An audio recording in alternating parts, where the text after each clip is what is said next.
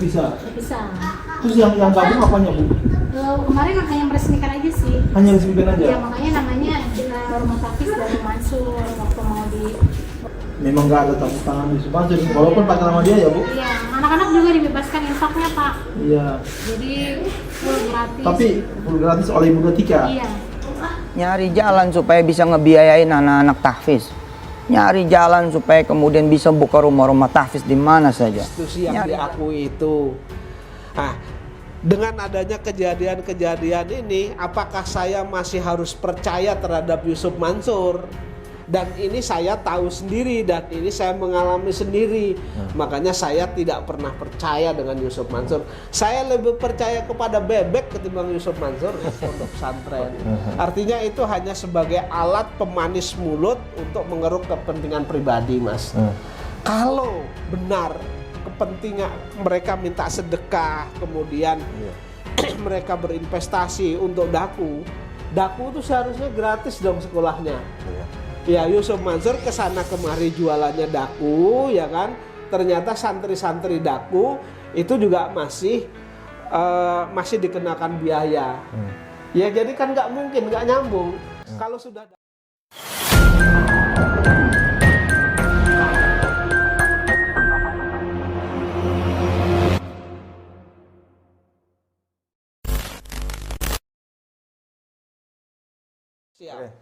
Pak Zeni, nah ini kembali bicara mengenai ocehan Yusuf Mansur mengatakan bahwa sejak tahun 2010 masuk di bisnis warung steak begitu ya. Nah ini tujuannya untuk bisa membiayai rumah tahfiz di mana saja di seluruh Indonesia gitu Pak ya. Ya lagi-lagi kalau kita kaitkan dengan kasus batubara, ini kan kasus batubara tahun 2009, tahun 2010 macetnya gitu ya. Dan di tahun-tahun tersebut Yusuf Mansur ini bersamaan masuk di bisnis warung steak. Dan ternyata pun ini setelah ditelusuri oleh Pak Darso gitu Pak ya. Dan ditemukan bahwa banyak cabang-cabang rumah tahfiz ini sebenarnya mereka hidup secara mandiri dan tak ada bantuan dari Yusuf Mansur. Mereka hanya registrasi ya nama menjadi daku, dan sebenarnya ini tidak benar kalau Yusuf Mansur mengatakan cabang-cabang rumah tahfiz ini dibiayai oleh Yusuf Mansur begitu Pak. Nah ini menurut Pak jadi bagaimana? Kalau saya omongan Yusuf Mansur itu saya kalau tanya gimana Pak tanggapan Pak Zaini berkaitan dengan omongan Yusuf Mansur, saya sedikit pun saya lebih percaya bebek ketimbang omongan Yusuf Mansur. Kenapa saya katakan saya percaya lebih percaya kepada binatang bebek yang wek itu lalu mereka berjalan kan begitu ya, ketimbang omongan Yusuf Mansur. Kenapa? Saya itu sudah artinya begini, di dalam kebohongan Yusuf Mansur itu sudah nyata. Yang pertama, mereka waktu presentasi mereka mengatakan mereka sebagai komisaris. Lalu ketika jadi perkara tidak diakui. Untungnya saya bisa membantah atau mematahkan dalil itu. Terus yang kedua, ketika ada di Global School legenda wisata sini, mereka mengatakan akan mengembalikan seluruh investasi jamaah Masjid Darussalam, ya kan? Ternyata juga tidak terrealisasi.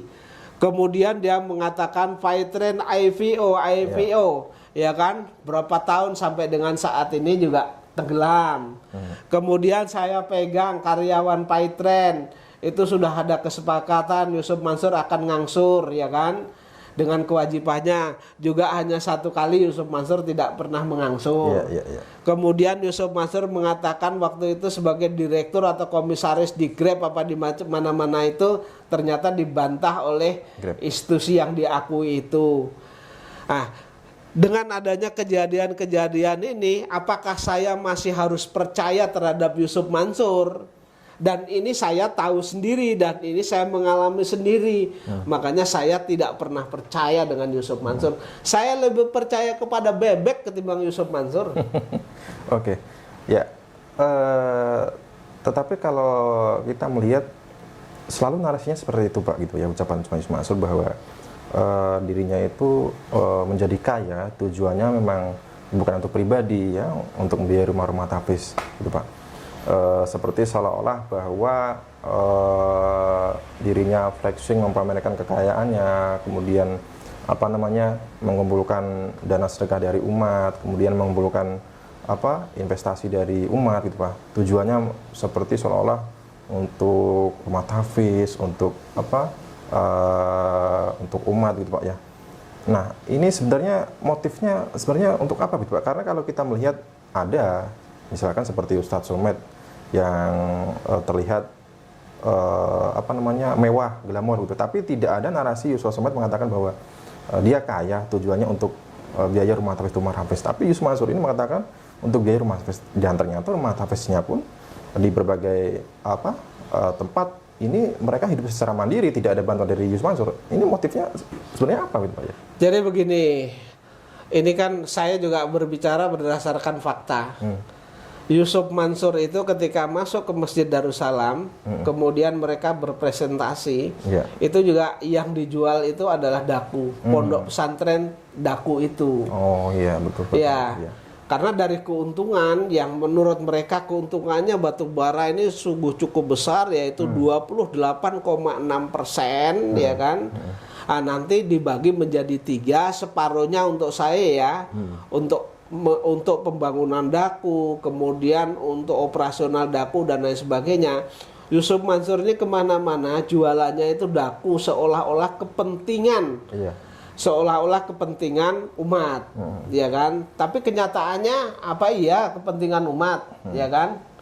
Nah, yang dijual itu, dan orang-orang jamaah Masjid Darussalam yang berinvestasi berkaitan dengan batu bara, rata-rata mereka terenyuh ketika ini sebagian keuntungannya untuk kepentingan pondok pesantren. Artinya itu hanya sebagai alat pemanis mulut untuk mengeruk kepentingan pribadi, Mas.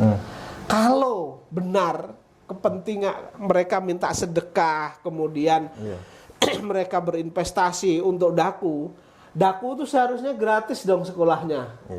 Ya, Yusuf Mansur kesana kemari jualannya daku, ya kan? Ternyata santri-santri daku itu juga masih dikenakan biaya. Ya, jadi kan nggak mungkin, nggak nyambung. Kalau sudah dapat di tempat lain, sudah cukup di sini, santrinya nggak usah dong. Iya kan? Jadi menurut hemat saya adalah kedok Yusuf Mansur untuk menarik simpati, untuk menarik empati masyarakat ini, jualannya pondok pesantren. Termasuk mengatakan bahwa bisnisnya warung steak ini memang keuntungannya tidak pernah diambil dan tujuannya untuk biaya rumah tahfiz itu Pak. Ya, apakah memang ini tujuannya supaya terkesan rumah tahfiz ini memang bisnis Islami, bisnis seperti dikatakan syariah. Jadi orang nanti yang makan di warung steak bukan hanya menikmati hidangannya, tetapi juga dapat berkah, dapat pahala. Ini apa mungkin tujuannya seperti itu juga Pak ya? Ya mungkin sama seperti ketika mereka mengajak investasi jamaah Masjid Darussalam. Kan kalau misalnya langsung ini misalnya tidak ada kepentingan, untuk saya pribadi belum tentu juga mau. Dan ketika tidak ada figur Yusuf Mansur, saya yakin nggak ada orang yang mau di Masjid Darussalam ini untuk berinvestasi, Mas. Oke. Baik, teman-teman, ini terkait dengan penelusuran terbaru dari Pak Darso yang lagi-lagi menemukan bahwa salah satu cabang rumah tahfiz Yusuf Mansur di daerah Bojonggede, Kabupaten Jawa Barat. Nah, ini setelah di cross check, Pak Darso mewawancara salah seorang pengelola, ternyata ini pun tidak ada bantuan dari Yusuf Mansur, dan ini pun ternyata membuktikan ya bahwasanya ucapan Yusuf Mansur itu hanyalah ya bulan semata gitu Pak ya. Ya, saya tadi juga nonton video yang diwawancarai, ya ada Ustadz di Serang kalau nggak salah itu. Mereka juga mengatakan bahwa mereka tidak pernah mendapat bantuan dalam bentuk apapun kan? Mereka berdiri sendiri, ya kan? Artinya bohong kan kalau Yusuf Mansur dari usaha warung steak lalu memberikan, tentu yang di Serang itu juga dapat seharusnya. Mereka hanya digunakan ketika nanti ada wisuda, itu dikirim saja. Dan itu di sana kan Yusuf Mansur juga keluar-keluar bahwa ini santri dan lain sebagainya yang perlu dikasihani dan lain sebagainya kan. Sehingga motifnya ya orang biar bersedekah ke sana. Baik teman-teman, nah ini kita tampilkan kembali potongan video dari penelusuran Pak Darso yang menemukan bahwa salah satu cabang rumah tahfiz di Bojonggede, Kabupaten Jawa Barat ini ternyata memang hidup secara mereka membiayai secara pribadi, jadi tidak ada campur tangan Yusuf Mansur begitu. Dan ini video teman-teman, sekali lagi sebagai penutup, mungkin Pak Jeni ingin ada yang disampaikan kembali Pak Jeni? Jadi intinya begini, berkaitan dengan perkara Yusuf Mansur, ini berjalan terus berjalan terus, artinya ada perlawanan dari saya secara terus-menerus. Ini bukan saya menonjolkan saya harus egois dan lain sebagainya. Ada juga yang komentar, kok pondok pesantren kok ikut digugat. Betul. Dan begitu. Karena sesuai dengan ketentuan hukum, ketika itu terlibat, ketika itu menerima dan lain sebagainya, setidak-tidaknya dijadikan menjadi turut tergugat. Jadi itu amanah dan perintah hukum seperti itu. Dan saya akan melakukan perlawanan terus terhadap Yusuf Mansur. Ini bukan karena saya egois, tapi saya ingin menegakkan suatu kebenaran dan keadilan itu berada di mana. Jangan sampai ada korban-korban Yusuf Mansur berikutnya. Baik, terima kasih Pak Jeni, dan kita bersama-sama turut berdoa untuk Pak Jeni sedikit Mustafa. Mas Haji. Jadi saya sayang ketika nanti ada korban-korban Yusuf Mansur berikutnya. Iya kan? Nah, kalau sudah tahu ini kita buka dan kita adakan perlawanan terhadap Yusuf Mansur, ketika mereka masih mendekati Yusuf Mansur, misalnya meletakkan anaknya nyantri di tempatnya Yusuf Mansur atau afiliasinya, ya ketika jadi masalah dan lain sebagainya, ya sudah, kita sudah lost gitu loh. Ya, baik, terima kasih Pak Jeni. Ya. Oke teman-teman, sekali lagi kita doakan perjuangan Pak Zaini dalam perkara-perkara selanjutnya melawan Yusuf dan kawan-kawan. Dan kita tahu bahwa ini perjuangan yang bukan main-main, perjuangan yang besar. Dan kita tahu lawan Pak Zaini ini mempunyai kekuatan, kekayaan yang mungkin bisa saja menggunakan kekuatannya. Secara finansial saya jauh kalah kan.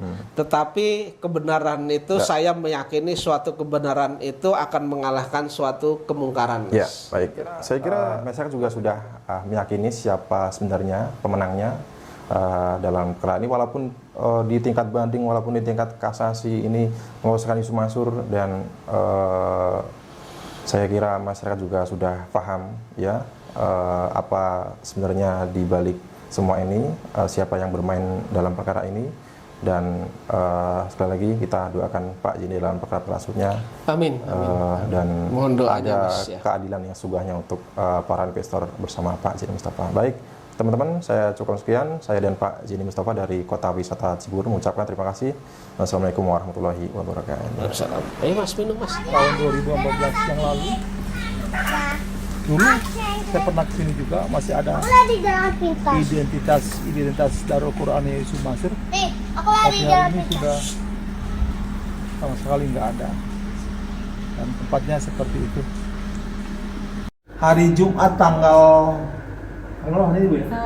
Tanggal 4 ya? 4 Oktober 2024 saya di Rumah Tahfiz Darul Mansur di Bojonggede, Bogor. Ini Ibu Ayu dan suaminya diminta oleh Ibu Ika, pemilik yayasan Keke Berdaya, yang pengusaha fashion ya Bu. Pengusaha fashion di depan sana di Bojonggede. Kebetulan beliau juga punya bangunan ini ya Bu. Iya. Jadi Bu Ayu dan suami diminta untuk mengajar anak-anak mengaji di sini. Yusuf Mansur sama sekali tidak ada tangannya sampai di sini ya Bu. Ibu terima kasih banyak sudah sambut kami. Gitu. Nah Bu, yang kata dia mempunyai Ustaz Yusuf Mansur di sini. Ini plakatnya memang dia yang meresmikan Pak untuk yayasan Keke. Di sana Bu? Keke Berdaya. Iya. Ini santri-santrinya. Nah, tapi sekarang masih Cuman nggak mukim Pak. Oh. Jadi hanya pulang pergi aja buat santri sekitar, sama santri di kampung. sekitar sini. Saya izin nyalain kipas dulu kali ya Pak Bu. Nggak apa-apa sih. Ya nggak. Mohon maaf Pak, ini dicetrekin ini Pak. Ini ya? Iya. Ya apa namanya nggak gerak. Oh ini. Nah atas. Oh kira ini. Bu, tapi masih gabung dengan Yusuf Mansur? Enggak, kalau dari sistem kita terpisah dari KTA. Terpisah. Terpisah. Terus yang gabung apanya Bu? Kemarin makanya meresmikan aja sih. Hanya resmikan aja? Ya makanya namanya Rumah Tafis dari Mansur. Waktu mau dibuka itu kata beliau, ya udah pakai nama saya gitu. Dia nggak ada dokumen Kan apa? memang nggak ada, udah terpisah. Terpisah. Sempat gabung gitu. Sempat deket sih memang. Waktu itu kan CEO kekenya itu Kang Randy. Sama Bu? CEO-nya Kang Randy Randy Saputra. Randy Seputar itu siapa Bu? Ustad ada sih IG-nya juga Ustad Randy ini. Ustadz Randy. URS. Oh, URS. Iya, Randy Saputra. Oh, Randy Seputra. Oh, yang punya? Yang CEO-nya. CEO-nya. Yang punyanya Bunda Tika. Oh, yayasan itu. Iya, ini Yang plakatnya di sini. yayasan ini yang punya Bunda Tika. Bunda Tika yang meresmikannya Ayah Farid sebagai komisaris ya. Hah? Suami beliau. Suaminya Bunda Tika. Iya. Dan Yusuf Mansur. Yusuf Mansur itu hanya kayak meresmikan aja. Oh, masukkan aja. Tapi nggak gabung Udah sama dia. nggak gabung. Tapi namanya Darul Mansur. Iya, Darul Mansur. Yang namanya siapa, Bu? Kalau menurut sejarah sih saya dengarnya dari Kang Randy-nya sih pakai nama saya aja gitu, Darul Mansur. Oh. Yusuf Mansur. Yusuf Mansur dia minta pakai nama dia aja. Tapi guru-guru dia nggak ngirim kan? Enggak. Apalagi ngirim duit gitu. Nah, ibunya yang sekarang yang diminta untuk ngajar. Iya, kebetulan pas kita gabung 2015, Mas Fian lagi ikut ayahnya dulu. Gabung 2015. 2015. Ini diresmikannya 2014 bulan Ramadan. Oh. Jadi udah 10 tahun lebih ya, 10 tahun lebih. Bu, maaf Bu, kalau ketua yayasannya Bu Ica itu. Bu Ika. Bu Ica yang punya Iya, yayasan. punya. Beliau yang punya ke busana itu apa? Oh, ke sana itu. Yang di depan itu ada pabriknya, Oh, iya, iya. sebelah Indomaret ya. Kalau bangunan ini punya? Beliau juga. Beliau juga. Oh, jadi beliau punya yayasan, Iya. terus bikin bangunan ini, Iya. terus ibu sama suami diminta untuk ngajar anak-anak Iya. di sekitar sini.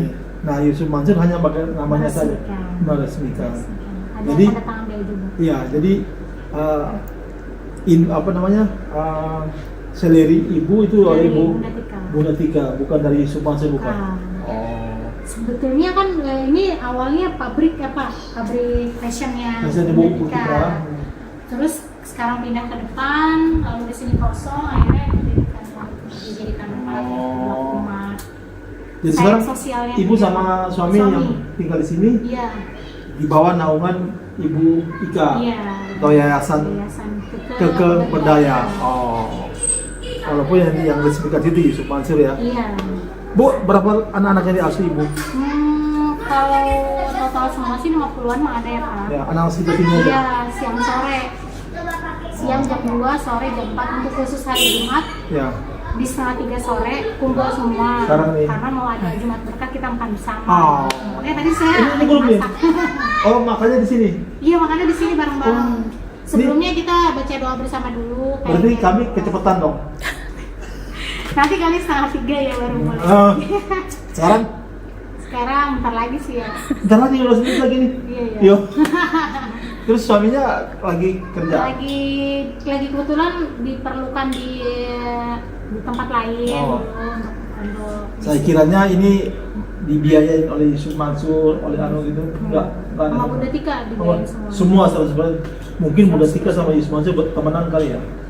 Kayaknya kurang tahu juga saya ya. Iya. Pokoknya waktu itu meresmikan beliau, mungkin Iya. URS waktu itu kenal sama Gap Yusuf Mansur gitu. Oh, gitu. Iya. Semua kegiatan juga kayak makan bersama gitu di backup Semua Bunda Tika. Jadi memang nggak ada tamu tangan Yusuf Mansur, walaupun pakai nama dia ya Bu. Iya, anak-anak juga dibebaskan infaknya Pak. Iya. Jadi full gratis. Tapi full gratis oleh Bunda Tika. Iya, Bunda Tika tuh usahanya fashion itu ya Bu. fashion. Iya. Ini yang punya Bu itu ya. Iya, punya kakak. Iya, ini yang tanda tangan Yusuf Mansur 2014. Iya. Ya. Saudara-saudara, dari Darul Mansur yang di dekat kompleks perumahan Pura Bojonggede itu, warung Stick and Shake yang sementara kita yakini dimiliki oleh Yusuf Mansur, itu yang terdekat dari Darul Mansur itu adalah di Jalan Tegar Beriman, pusat pemerintahan Kota Bogor. Ini jalan utama Kabupaten Bogor ya. Nah, ini warung Stick and Shake-nya Saya dibantu oleh Kang Heri, driver kita. Maju Kang Heri, maju.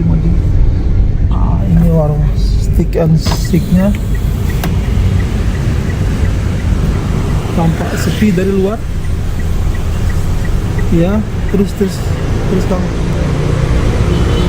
Terus satu kompleks dengan warung stick and stick ini adalah ada satu gym. Di situ tampak ada beberapa mobil, tapi di depan warung stick and sticknya sepertinya sepi pengunjung siang ini. Jadi Darul Mansurnya terseok-seok, tidak ada uluran tangan dari Yusuf Mansur. Sedangkan warung stick and stick di Bogor, di Cibinong, itu masih terus dibuka. Terima kasih.